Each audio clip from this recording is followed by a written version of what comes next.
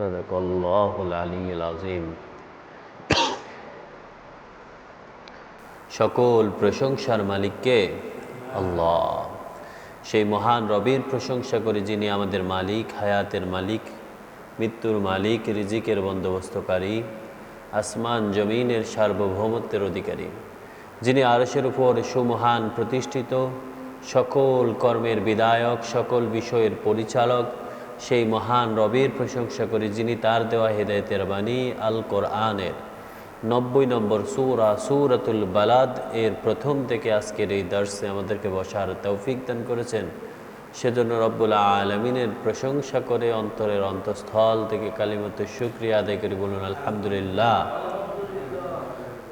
দুরূদ ও সালাম বিশ্ব নবী, মানবতার আলোর দিশারি, খাতামুন নবী, যার পরবর্তীতে আর কোনো নবীর আগমন নেই, সে নবীর উপরে দুরূদ ও সালাম পড়ে বলেন সাল্লাল্লাহু আলান নবিয়্যিল উম্মি ওয়া আলিহি ওয়া সাল্লাম। আল্লাহ রাব্বুল আলামিন সূরাতুল বালাদ এর প্রথমে বলেন লা উকসিমু বিহাযাল বালাদ। এই সূরার নাম হচ্ছে সূরাতুল বালাদ। বালাদ শব্দের অর্থ হচ্ছে শহর, নগরী। এই নগরী বলতে মক্কা নগরীকে বোঝানো হয়েছে। এই সূরাতে আয়াত সংখ্যা হচ্ছে 20। আল্লাহ রাব্বুল আলামিন এই সূরার প্রথমে বলেন লা উকসিমু বিহাযাল বালাদ। লা শব্দের অর্থ হচ্ছে না, ওই বিষয়টা ঠিক নয়। উকসিমু আমি কসম করে বলছি, বিহাযাল বালাদ এই নগরীর কসম করে আমি বলছি। আল্লাহ রাব্বুল আলামিন বলেন এই নগরীর শপথ, মক্কা নগরীর শপথ করে বলছি। ওয়া আনতা হিল্লুম বিহাযাল বালাদ, এই শহর আপনার জন্য হালাল করে দেওয়া হয়েছে, হালাল করা হয়েছে। এই শহর হালাল করা হয়েছে মানে হচ্ছে মক্কা নগরীটা আল্লাহ রাব্বুল আলামিন পৃথিবীর সৃষ্টির শুরু থেকে এই নগরীকে করা হয়েছে প্রথম নগরী, যে নগরীটা হচ্ছে পুরো পৃথিবীর কেন্দ্রবিন্দু। এই নগরীকে বলা হয় উম্মুল কুরা, সমস্ত নগরীর মা বা সেন্টার। যেহেতু এই সেন্টার আল্লাহ রাব্বুল আলামিন আমাদের জন্য, পুরো পৃথিবীর মানুষের জন্য, সকল জীবের জন্য সেন্টার করে দিয়েছেন।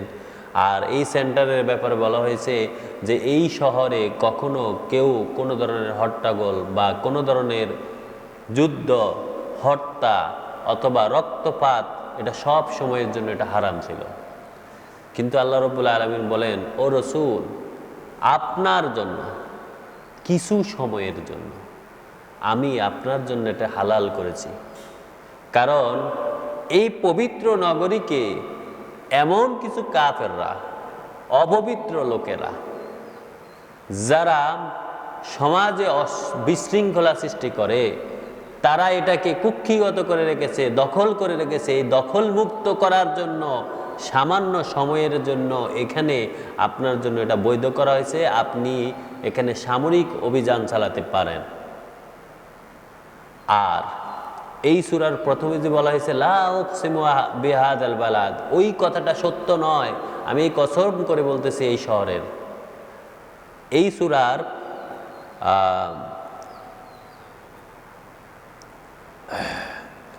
6 নম্বর আয়াতে বলা হয়েছিল যে ইয়াকুলু আহলাকতু মালাল লুবাদা, যারা সমাজে বিশৃঙ্খলা সৃষ্টি করে, এরা কি করে? এরা সম্পদের বিভিন্ন জায়গায় কিছু ব্যবহার করে, কিছু বিশৃঙ্খল লোকদের উপর সম্পদ ব্যয় করে, ওদেরকে কুক্ষিগত করে ওই এলাকার নেতৃত্ব ধরে রাখার চেষ্টা করে। আল্লাহ বলতেছেন, এবং ধরে রেখে তারা বলতেছে এটা আমাদের শহর, এটা আমরা পরিচালনা করব, আমাদের নীতি অনুযায়ী চলবে। আল্লাহ বলেছেন এই কথা সত্য নয়। ও নবী, এই তাদের ওই ধারণা ঠিক নয়। তারা যে কুক্ষিগত করে সম্পদ এই শহরকে তারা দখল করে রেখেছে, তাদের এই জিনিসটা ঠিক নয়। আমি এই শপথ করে, এই নগরীর শপথ করে বলতেছি, আপনার জন্য এই শহর হালাল, এটা আপনার, এটা আপনি পরিচালনা করবেন, এটার দায়িত্ব আপনাকে আমি দিব। সেই জন্য সামরিকভাবে অভিযান চালানোর জন্য কিছু সময়ের জন্য আপনাকে এটা বৈধ করা হয়েছে।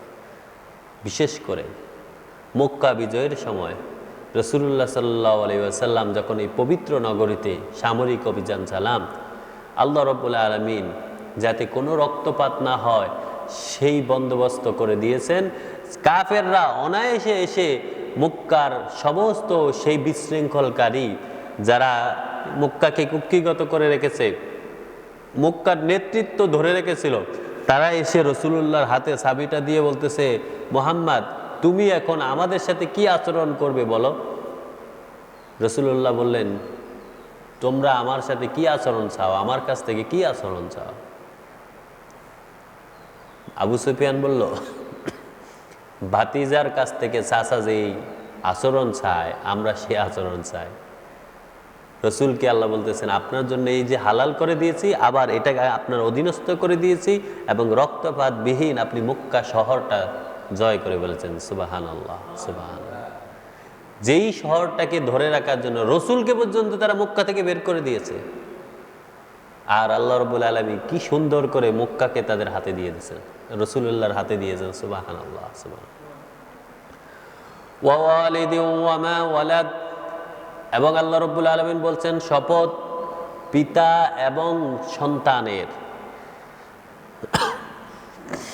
জনক এবং যে জন্ম নিয়েছে, যাকে জন্ম দেওয়া হয়েছে, যা সে জন্ম দিয়েছে তার কসম, আদম আলাইহিস সালাম এবং তার সন্তানদের কসম করে আল্লাহ বলতেছেন এই শহরটা একটা পবিত্র শহর, এটা কোনো কাফের এটাকে কুক্ষিগত করে রাখতে পারে না, এটা আপনার জন্য আমি উন্মুক্ত করে দিয়েছি। সুবহানাল্লাহ, সুবহানাল্লাহ।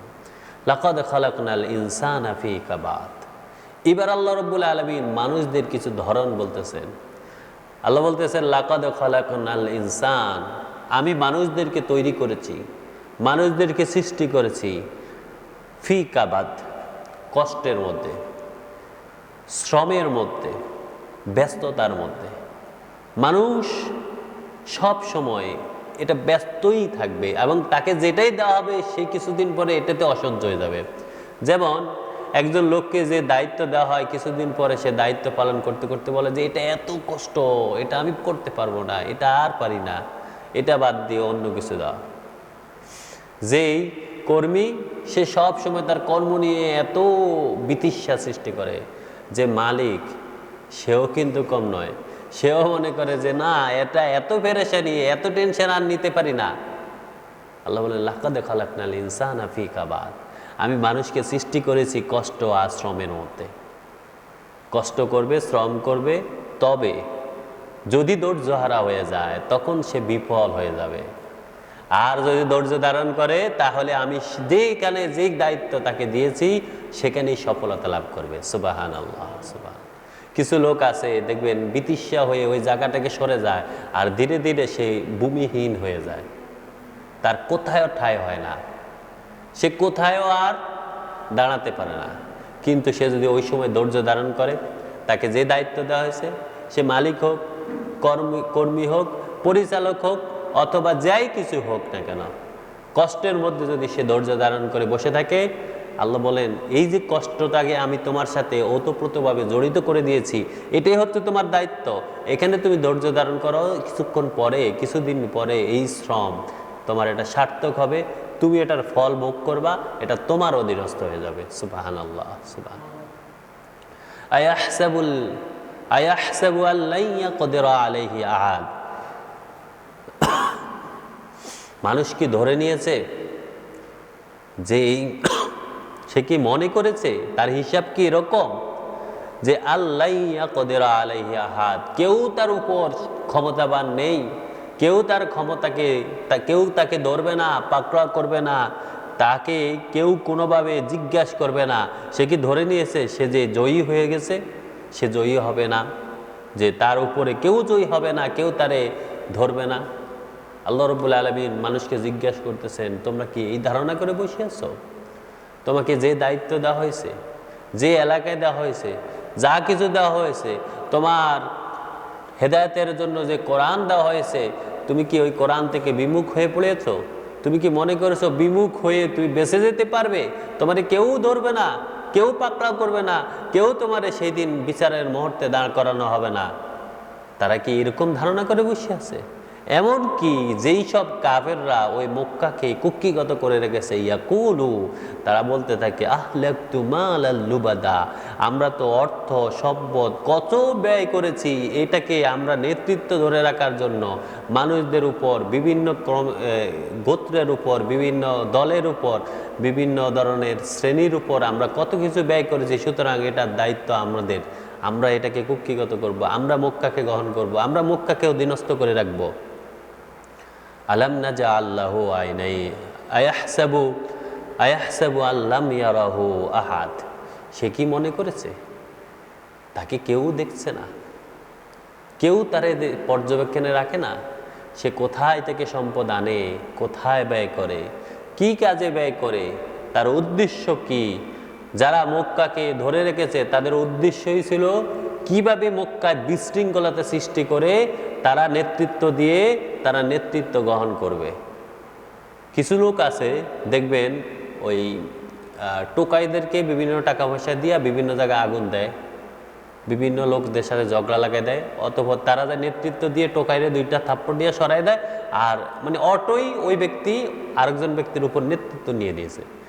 এই সব কাফেররা হচ্ছে তাই, যারা মক্কাকে গ্রহণ করে রাখে, মক্কাকে কুক্ষিগত করে রেখেছে। ও রাসূল, এখন আর তাদের হাতে মক্কা ছেড়ে দিতে পারেন না, মক্কা আপনার জন্য হালাল করে দেওয়া হয়েছে, আপনি মক্কাকে গ্রহণ করেন, মক্কা আপনার, মক্কায় আপনার নেতৃত্ব চলবে, মক্কা একটা পবিত্র শহর, এখানে পবিত্র আইন দিয়ে পরিচালিত হবে।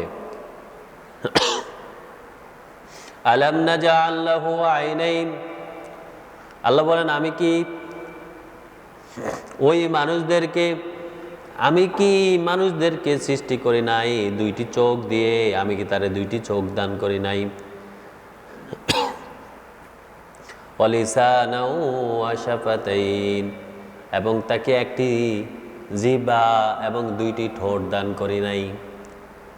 ওয়াহাদাইনাহুন নাজদাইন, এবং আমি কি তারে ডিরেকশন দেই নাই দুইটি রাস্তার দিকে? আমি কি তারে দুইটি চোখ দেই নাই, দুইটি ঠোঁট এবং জিহ্বা দেই নাই, এবং তার সামনে উপস্থাপন করেছে ভালো কোনটা মন্দ কোনটা? যে ব্যক্তি ভালোটা গ্রহণ করবে তার জন্য আমার পক্ষ থেকে পুরস্কার থাকবে, আর যে ব্যক্তি মন্দটা নিয়ে ঘুরাফেক করবে, মানে মন্দকে দিকে ডুবে যাবে, মন্দকে গ্রহণ করবে, তার জন্য অত্যন্ত শাস্তি এবং তার জন্য নির্ধারণ রয়েছে কঠিন বিষয়। ফালাকাতা হামাল আকাবা, কিন্তু এই যে তারে হেদায়েতের রাস্তা এবং বক্রতা, সত্য রাস্তা এবং মিথ্যা, কোরআন এবং মানবরচিত কিতাব, আল্লাহর পক্ষ থেকে নবী রাসূল প্রেরণ করেছি, আর তারা তাদের নিজেদের তাগুতকে গ্রহণ করেছে। এবার মানুষের মধ্যে এই দুইটি রাস্তার মধ্যে সে কোনটা গ্রহণ করবে? আল্লাহ বলতেছেন ফালাকাতা হামাল আকাবা, কিন্তু সেই গিরিপথকে, কঠিনতাকে, কষ্টসাধ্য বিষয় দিকে অগ্রসর হয় নাই। সে মনে করেছে নবীকে অনুসরণ করলে নবীর নেতৃত্ব গ্রহণ করা লাগবে। সে মনে করেছে নবীকে অনুসরণ করলে আমি সারেন্ডার হয়ে যাব, আমি ইচ্ছা মতো খেয়াল খুশি মতো চলতে পারবো না, আমার ইচ্ছা মতো দেশ পরিচালনা করতে পারবো না, আমার ইচ্ছা মতো আইন তৈরি করতে পারবো না। সেজন্য সে গিরিপথকে, কঠিনতাকে, কষ্টসাধ্য বিষয় থেকে সে দূরে সরে গেছে, সেটাকে গ্রহণ করে নাই। কষ্টসাধ্য বিষয় কি? এবার দেখবেন এই পরের বিষয়গুলো আমাদের মধ্যে যারা বিশৃঙ্খলা সৃষ্টিকারী, যারা সমাজে কুক্ষিগত করে রাখে, শাসনের নামে শোষণ করে, এইসব লোকদের সাথে মিলে যায়। ওমা আদরাকা মাল আকাবা, আল্লাহ বলতেছেন আপনি কি জানেন সে আকাবাটা কি, সে গিরিপথটা কি, কষ্টসাধ্য বিষয় কি, কোন পথ? তারা কেন এই কষ্টের দিকে আসে নাই? এই কষ্টটা হচ্ছে ফাক্কু রাকাবা, এটা হচ্ছে দাস মুক্তি। এরা তাদের অধীনস্থ লোকদেরকে দাসের মতো ব্যবহার করে, নিজে সার্বভৌম হয়ে যায়, নিজের ইচ্ছা মতো খেয়াল খুশি মতো কোনো ধরনের ন্যায় এবং অন্যায়কে বিচার না করে তারা সব সময় নিজেদের ইচ্ছা মতো চলে। আর এটা দাসকে মুক্ত করে না, বরং এটাকে মনে করে যে দাস মুক্তি করলে আমার নেতৃত্ব চলে যাবে, আমার হুকুম থাকবে না, আমার অধীনস্থ লোক থাকবে না। এই জন্য যারা কুফরের দিকে ডুবে যায় তারা দেখবেন সব সময় মানুষদেরকে অধীনস্থ করার জন্য বিভিন্ন পন্থা তৈরি করে, তারা আইন তৈরি করে যাতে অন্য মানুষ তাদের গোলাম হয়ে যায়। অথচ এই দাস মুক্তিটাই হচ্ছে ন্যায়ের পথ। আল্লাহ বলছেন এটাই হচ্ছে গিরিপথ। তারা এটাকেই গ্রহণ করে না, তারা এই সত্য পথকে কষ্ট হবে বলে দাসকে মুক্ত করে দেয় না, বরং তাদের অধীনস্থ করে রাখে। আও ইতআমুন ফি ইয়াউমিন যী মাসগাবা, অথবা দুর্ভিক্ষের দিনে কোনো সংকট মুহূর্তে কোনো একটা সময় যদি এরকম হয়, কোনো জিনিসের একটা টান অবস্থা থাকে, তখন সেটাকে সিন্ডিকেট করে ফেলে।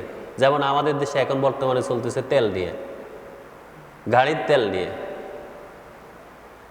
কোথায় যুদ্ধ লেগেছে, সরকার বলতেছে আমাদের পর্যাপ্ত রিজার্ভ আছে, কিন্তু দেখবেন যারা অন্যায়কারী সিন্ডিকেট, যারা বিভিন্নভাবে মুনাফা গ্রহণ করে, বিভিন্ন মানুষদেরকে কষ্ট দেয়, দেখবেন শুধুমাত্র তার অধিক লাভের আশায় সে গিরিপথের দিকে আসে না, সে বরং এটাকে কুক্ষিগত করে রেখে তেল নাই বলে সে বিক্রি করে না। যে ব্যক্তি বেশি তেল দেয় তাকে দেয়।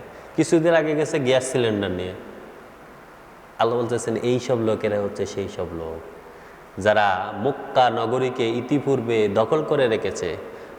এখন আমাদের দেশে তার মক্কা নেই, আমাদের দেশে যা আছে এটাকেই দখল করে রেখেছে, এই সিন্ডিকেট করে রেখেছে, এই ক্ষমতাকে কুক্ষিগত করে রেখেছে। আল্লাহ বলতেছেন যারা ন্যায়ের পথে আছে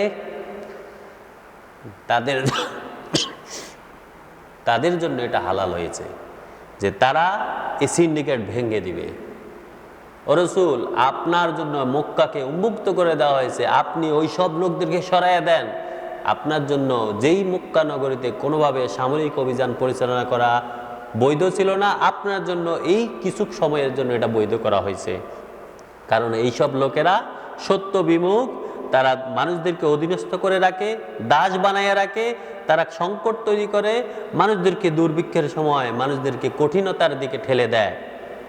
ইয়াতীমান যা মাকরাবা, ইয়াতীম যারা তাদের মাকরাবা মানে হচ্ছে করিব, মানে হচ্ছে নিকটতম লোক, আত্মীয় স্বজন, গরিব, নিজেদের কোনো কারণে সে উপরস্থ হয়েছে আর তার ভাই, তার আত্মীয় স্বজন এরা নিচে পড়ে গেছে, এদেরকে কাছে টানে না, ইয়াতিম বলে এদেরকে সরায় দেয়, গরিব বলে তাদেরকে সরায় দেয়, দুর্বল বলে তাদেরকে সরায় দেয়, তার স্ট্যাটাসের সাথে মিলে না বলে তারা সরাইয়া দেয়।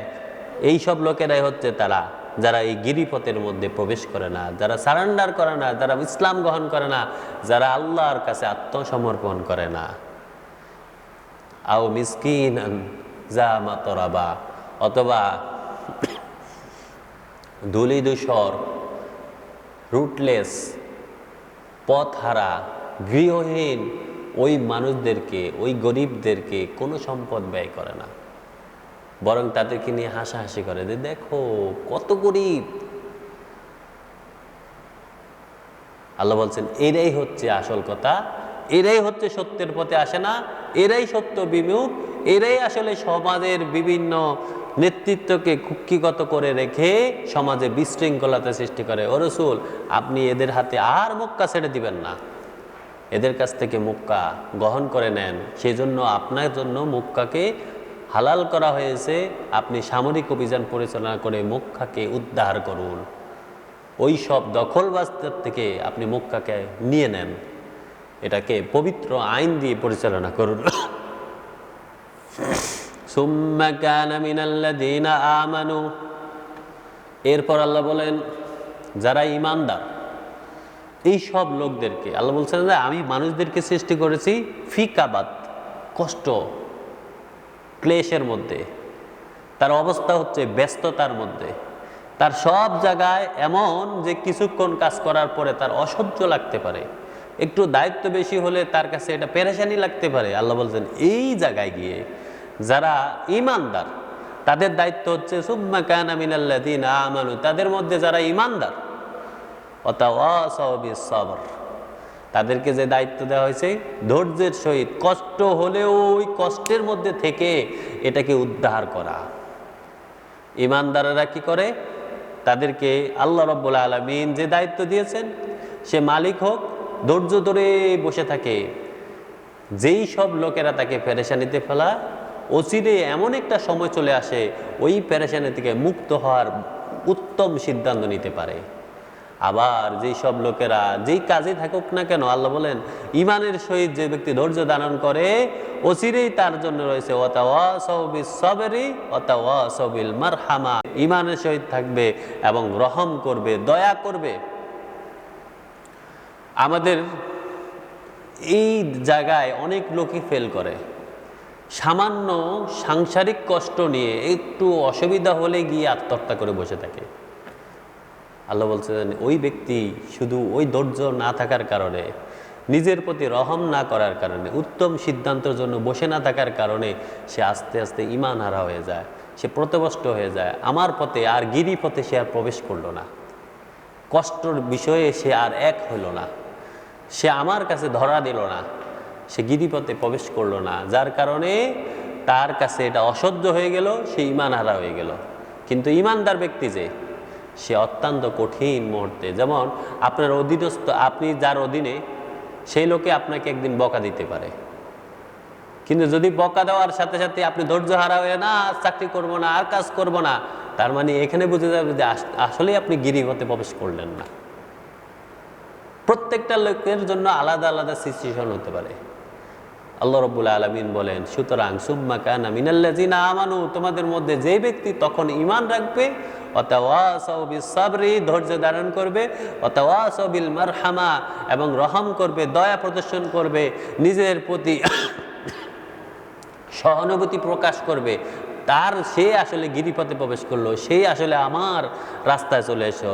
আর আল্লাহ এটা বলেন উলাইকা আসহাবুল মাইমানা, এরাই হচ্ছে সেই দিন বিচারের মুহূর্তে যারা ডানপন্থী হবে, যারা আল্লাহর আরশের ডান পাশে থাকবে, যারা আল্লাহর নিকটতম হবে, এরাই হচ্ছে তারা। সুবহানাল্লাহ, আল্লাহ যেন আমাদেরকে তাদের অন্তর্ভুক্ত করে দেন, আমিন আমিন। সুতরাং আল্লাহ রাব্বুল আলামিন বলেন, সুতরাং মানুষদেরকে যেহেতু আমি বানাইয়েছি কষ্ট করে, প্রত্যেকটা লোককে দায়িত্ব দিয়ে দিয়েছি, প্রত্যেকটা লোক হয় তার অধীনে লোক থাকবে অথবা সে কারো অধীনস্থ থাকবে। সেখানে গিয়ে সে ঈমান প্রদর্শন করবে, ধৈর্য ধারণ করবে আর দয়া প্রদর্শন করবে। এই করার পরেই সে ব্যক্তি গিরিপথে প্রবেশ করলো, নিজের কষ্ট হলেও নিজের সম্পদ থেকে আত্মীয় স্বজনদের সাথে ভালো ব্যবহার করলো, তৈরি করলো সম্পর্ক, খাবার বিনিময় করলো এবং কোনো সংকট তৈরি করলো না।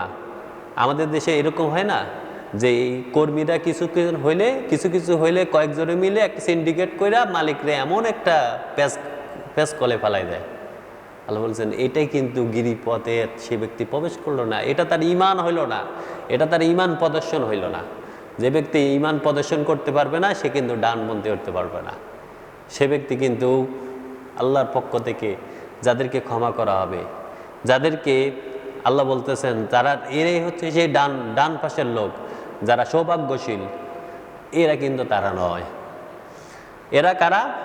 যারা গিরিপথে প্রবেশ করলো না, যারা ধৈর্য ধারণ করলো না, যারা রহম করলো না, যারা নিজেদের আত্মীয় স্বজনদের সাথে সম্পর্ক ছেদ করলো, যারা বিভিন্ন জায়গায় সিন্ডিকেট করে নিজেদের ইচ্ছা মতো আইন তৈরি করে নিজেদের মতো করে সব কিছু যেটা নিজের ফেয়ার সেটাই করে বসলো। আল্লাহ বলেন আল্লাযীনা কাফারু, এরাই হচ্ছে সেই সব কাফের।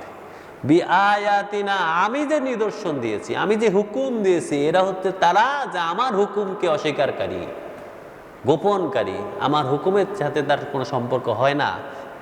হুম আসহাবুল মাশামা, এরা বামপন্থী হয়ে যাবে, এরা জাহান্নামী হয়ে যাবে। এদের উপর আল্লাহ কোনো দয়া করবেন না, এদেরকে জাহান্নামের মধ্যে খুজুহু ফাগুল্লুহু সুম্মাল জাহিমা সাল্লু, এদেরকে ধরা হবে, পাকড়া করা হবে, ডান্ডা বেড়ি পরিয়ে জাহান্নামে নিক্ষেপ করা হবে। আলাইহিম নারুম মুসাদা, আর এদের উপরেই জাহান্নামের জ্বলন্ত আগুন দিয়ে আবার ডেকে দেওয়া হবে। নাউজুবিল্লাহ।